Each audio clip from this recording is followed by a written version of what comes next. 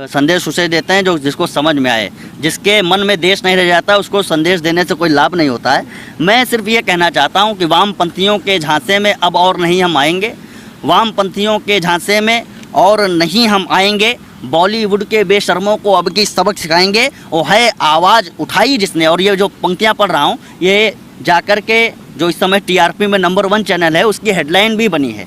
ये संयोग से मेरे सोशल मीडिया से वायरल होकर के वहाँ तक पहुँची। आप सुनिएगा कि वामपंथ के झांसे में अब और नहीं हम आएंगे, बॉलीवुड के बेशर्मों को अब की सबक सिखाएंगे। वो है आवाज़ उठाई जिसने, उसका साथ निभाएंगे। और कंगना जी हम आएंगे, ऑफिस वहीं बनाएंगे। जिस तरीके से उन्होंने कंगना का घर तोड़ा है। शिवाजी के संस्कारों की बात करते हैं। शिवाजी ने गौहर बानो से कहा कि आप मेरी माता अगर होते तो मैं कितना सुंदर होता, जबकि वो शत्रुओं की बेटी थी और उसे जो सैनिक उठा करके लाया था उसे शिवाजी ने दंड दिया। ये अब सारे संस्कारों को भूल चुके हैं। कंगना रनौत जिसने एक बहुत बड़ा एक तरीके से मैसेज दिया है।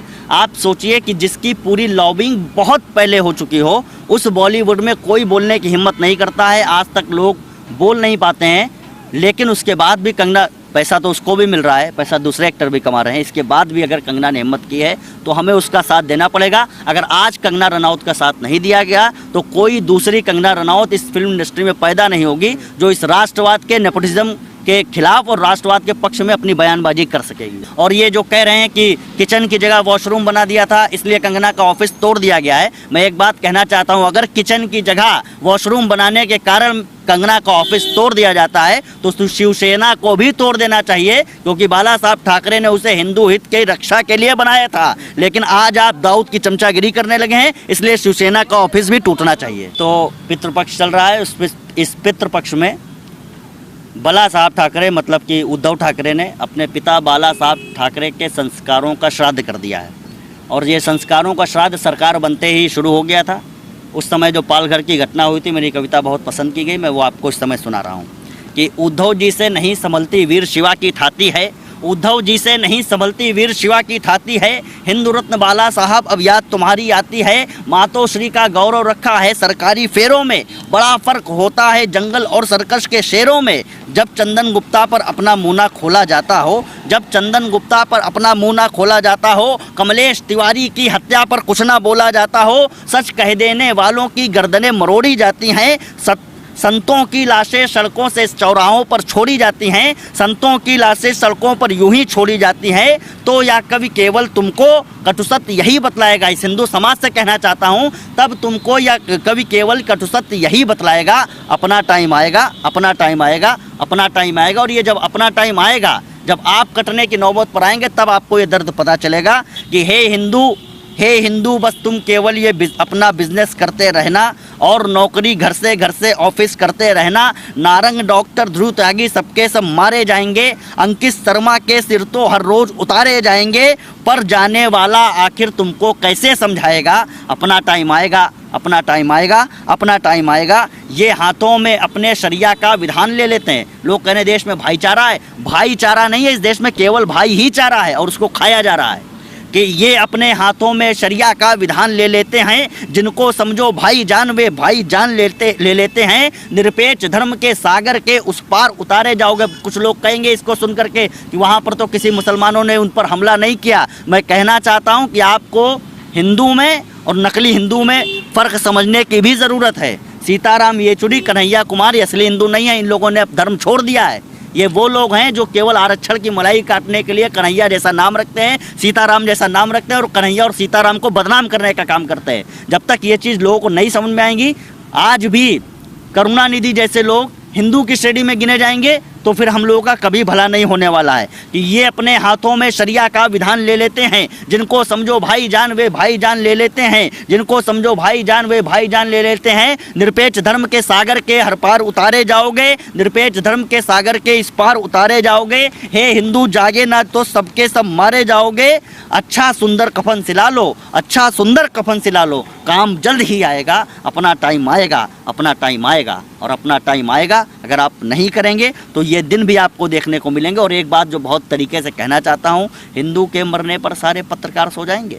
हिंदू के मरने पर सारे पत्रकार सो जाएंगे, इकलाक मियाँ के मरते ही चैनल विधवा हो जाएंगे। उत्तर प्रदेश में एक इकलाक मरा तो उसको 45 लाख रुपया दिया गया, और एक जिसने गाय खाई वो मरा तो 45 लाख रुपए दिया गया। और जिसने एक मनोज मिश्रा इंस्पेक्टर बरेली का, जिसने गाय को ले जाते हुए लोगों से लोहा लिया और मर गया, शहीद हो गया, उसको इन लोगों ने उसके घर जाना भी उचित नहीं समझा पिछली सरकारों ने। जिसने गाय खाई उसे 45 लाख। इकलाक मियाँ के मरने पर चैनल विधवा हो जाएंगे। इन्हें सुनाई ना पड़ती जो चीखें मेरी आपकी हैं, इन्हें सुनाई ना पड़ती जो चीखें मेरी आपकी हैं। अभिव्यक्ति की आज़ादी क्या केवल इनके बाप की है, अभिव्यक्ति की आज़ादी क्या केवल इनके बाप की है। वामपंथियों पर फोकस से उनको ना घिनाएगी, वामपंथियों पर फोकस से उनको ना घिनाएगी। रामपंथियों की लेकिन सब आज़ादी छिन जाएगी, रामपंथियों की लेकिन सब आज़ादी छिन जाएगी। और जिसको हम कहते हैं सच्चे वाले दोस्त हमारे बहुत है, सच्चा वाला दोस्त उनको कभी बचा ना पाएगा। अपना टाइम आएगा, अपना टाइम आएगा, अपना टाइम आएगा। ऐसा उन्होंने कंगना का ऑफिस तोड़ा। पालघर के संतों को कोई न्याय अभी तक नहीं मिल पाया, उस पर सीबीआई जांच की मांग नहीं हो पाई, इसलिए क्योंकि यहाँ के लोगों को भूलने की आदत है। हम भूल गए कि कमलेश तिवारी की हत्या कैसे हुई, हम भूल गए कि अंकित शर्मा को कैसे 400 बार चाकू गोद करके मारा गया, हम भूल गए कि डॉक्टर नारंग की हत्या किस तरीके से भीड़ के द्वारा की गई, हम सारी चीज़ें भूल गए कि चंदन गुप्ता को कासगंज में कैसे मारा गया। जब तक ये भूलने की आदत हमारे अंदर से नहीं जाएगी, हम इसी तरह से भुगतते रहेंगे। और ये जो कह रहे हैं कि किचन की जगह वॉशरूम बना दिया था इसलिए कंगना का ऑफिस तोड़ दिया गया है, मैं एक बात कहना चाहता हूँ, अगर किचन की जगह वॉशरूम बनाने के कारण कंगना का ऑफिस तोड़ दिया जाता है तो शिवसेना को भी तोड़ देना चाहिए, क्योंकि बाला साहब ठाकरे ने उसे हिंदू हित की रक्षा के लिए बनाया था। लेकिन आज आप दाऊद की चमचागिरी करने लगे हैं, इसलिए शिवसेना का ऑफिस भी टूटना चाहिए। अच्छा, जैसा कंगना ने कहा था कि मुझे यहाँ पीओके जैसा महसूस हो रहा था, उससे इन लोगों को मिर्ची लग गई, तो क्या कंगना ने बुरा कह दिया था? अब आप ये समझिए कि शब्द, कई बार हमें शब्द पे नहीं, हमें भावार्थ पे आ जाना चाहिए। वो जो कहना चाह रही थी, अगर पीओके जैसा उसको नहीं फील हो रहा है तो आज दाऊद का घर क्यों नहीं टूट रहा है? आज जो कोर्ट का निर्णय आया कि टूटना चाहिए, तब आपको बीएमसी के कर्मचारी नहीं मिल रहे हैं, लेकिन कंगना का घर तोड़ने के लिए आप खुद ही बुलडोजर लेकर के खड़े हैं। और उसके बाद में कंगना ने तो कह दिया कि शरद पवार की बिल्डिंग है। अब बताइए, अब आप कहाँ के रह गए? स्थितियाँ ये है कि पूरी तरीके से महाराष्ट्र सरकार ने यह तय कर रखा है कि उसे देश की, महाराष्ट्र की जनता से मतलब नहीं है, उसे केवल अपने परिवार से मतलब है। और उसने अपना परिवारवाद का, अब कई बार ऐसा होता है संगत का असर होता है, तो कांग्रेस के साथ आएंगे तो इतना ये चीज़ आएगी। लेकिन सर सवाल ये उठता है कि साधु को इंसाफ मिलेगा कैसे? इसके लिए हमें बहुत बड़े आंदोलन की आवश्यकता पड़ेगी। जिस तरीके से आप देखिए सुशांत को भी इंसाफ नहीं मिलता। अगर आज, पहले मीडिया ये थी ना कि आज इतना जनता का दबाव है तब जाकर के मीडिया ये चीज़ें दिखा पा रही है, वरना जिस तरीके से आप देखिए, अगर थोड़ा सा पीछे जाएंगे तो इकलाक की हत्या होने पर पूरी मीडिया पूरी तरीके से चूड़ियाँ तोड़ने लगती हैं। एक इकलाक की अगर हत्या हो जाती है तो पूरी एक जो मीडिया है, जो एक लॉबी है उनकी, वो पूरी तरीके से विधवा विलाप करने पर उतर जाती है। लेकिन जब डॉक्टर नारंग की हत्या होगी तब ये लोग कुछ नहीं बोलेंगे, जब चंदन गुप्ता कासगंज में मारा जाएगा तब ये कुछ नहीं बोलेंगे। इनके जो सिलेक्टेड ओपिनियन है उसको जब तक आप नहीं तोड़ पाएंगे, पालघर के संतों को, सुशील गिरी जी को, कल्पवृक्ष गिरी जी को इंसाफ नहीं मिल पाएगा। और दुर्भाग्य ये है कि अभी तक तो हम उनके नाम भी भूल चुके हैं। अगर आप किसी से पूछ लीजिए तो शायद ही कोई बता पाए कि पालघर में कौन मरा था। ये तो इस बार कंगना ने और कई सारे और लोगों ने इसको इतना खींच करके यहाँ तक लाया है कि अब हम थोड़े इंसाफ की तरफ, हमें दिख रहा है कि ऐसा हो सकता है। अब लेकिन आगे देखते हैं कि क्या होता है। अच्छा, आप एक राष्ट्रवादी कवि है तो शिवसेना को क्या संदेश देना चाहेंगे? जी, आप एक राष्ट्रवादी कवि है, शिवसेना को कुछ संदेश देना चाहेंगे? देखिए, शिवसेना को संदेश उसे देते हैं जो जिसको समझ में आए। जिसके मन में देश नहीं रह जाता उसको संदेश देने से कोई लाभ नहीं होता है। मैं सिर्फ ये कहना चाहता हूँ कि वामपंथियों के झांसे में अब और नहीं हम आएंगे, वामपंथियों के झांसे में और नहीं हम आएंगे। बॉलीवुड के बेशर्मों को अब की सबक सिखाएंगे। वो है आवाज़ उठाई जिसने, और ये जो पंक्तियाँ पढ़ रहा हूँ ये जाकर के जो इस समय टीआरपी में नंबर 1 चैनल है उसकी हेडलाइन भी बनी है। ये संयोग से मेरे सोशल मीडिया से वायरल होकर के वहाँ तक पहुँची। आप सुनिएगा कि वामपंथ के झांसे में अब और नहीं हम आएंगे, बॉलीवुड के बेशर्मों को अब की सबक सिखाएंगे। और है आवाज़ उठाई जिसने, उसका साथ निभाएंगे। और कंगना जी हम आएंगे, ऑफिस वहीं बनाएंगे। जब तक इस तरीके के आंदोलन, हमें नैरेटिव सेट करने का जिस दिन तरीका मालूम हो जाएगा राष्ट्रवादी लोगों को, उस दिन आप ये सोचिए कि आप इस देश में बहुसंख्यक होकर के राष्ट्रवाद की विचारधारा लेकर के कई बार आप जब ठीक तरीके से अपनी बात नहीं रख पाते हैं, तो ये कमी हमें अपने अंदर ढूंढने की आवश्यकता है। अच्छा, आपने देखा होगा जिस तरीके से पूरे के पूरे मामले में उद्धव ठाकरे चुप है। उन्होंने कल भी प्रेस कॉन्फ्रेंस की, उन्होंने कहा कि मैं चुप हूँ, उसका मतलब ये नहीं कि ये मेरी कमजोरी है। देखिए, कमजोरी में आपको क्या कहूँ कि जिस तरीके से उन्होंने कंगना का घर तोड़ा है, शिवाजी के संस्कारों की बात करते हैं। शिवाजी ने गौहर बानो से कहा कि आप मेरी माता अगर होते तो मैं कितना सुंदर होता, जबकि वो शत्रुओं की बेटी थी और उसे जो सैनिक उठा करके लाया था उसे शिवाजी ने दंड दिया। ये अब सारे संस्कारों को भूल चुके हैं।